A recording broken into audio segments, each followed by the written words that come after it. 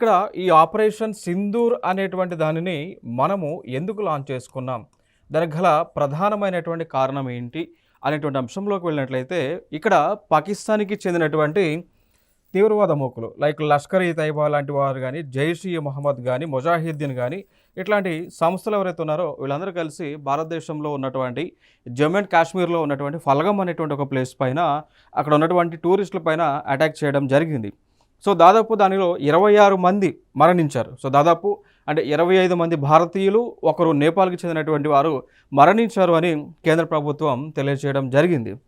So, దానిలో భాగంగా రిటలియేషన్‌లో భాగంగా ఇండియన్ గవర్నమెంట్ చెందినటువంటి ఇండియాకి చెందినటువంటి మన ఆర్మ్డ్ ఫోర్సెస్ ఎవరైతే ఉన్నారో ఆర్మీ గానీ, నేవీ గానీ, ఎయిర్ ఫోర్స్ సో, త్రివిధ దళాలు సంయుక్తంగా కలిసి ఈ యొక్క ఆపరేషన్ సింధూర్‌ని లాంచ్ చేయడం జరిగింది.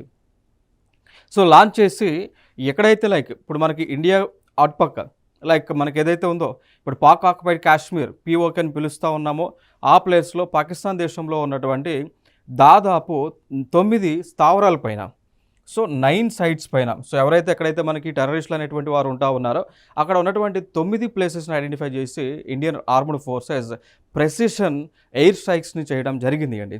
సో దీనిలో ఎవరైతే మనకి భారతదేశం పైన అటాక్ చేసి ఉన్నటువంటి వారిని ఎవరైతే ఉన్నారో వారిని మొత్తాన్ని కూడా హతమార్చడం జరిగింది. సో దానితో పాటు ఈ ఆపరేషన్ సింధూర్ ద్వారా ప్రపంచ దేశాలకు కూడా మనకు హెచ్చరికను జారీ చేయడం జరిగింది.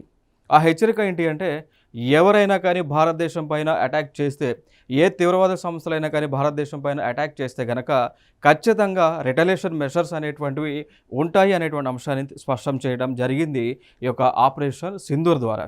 సో దీనికి భారతదేశంలో ఉన్నటువంటి అన్ని రాష్ట్రాలు, అన్ని రాష్ట్ర ప్రభుత్వాలు, కేంద్ర ప్రభుత్వం అందరూ కూడా సంయుక్తంగా ముందుకు అడుగులు వేసి ఇక తీవ్రవాదాన్ని అంతం చేయాలనేటువంటి ఉద్దేశంతో అడుగులు ముందుకు వేయటం జరిగింది అండి. సో ఇది ఆపరేషన్ సింధూర్‌కి సంబంధించినటువంటి అంశాలు.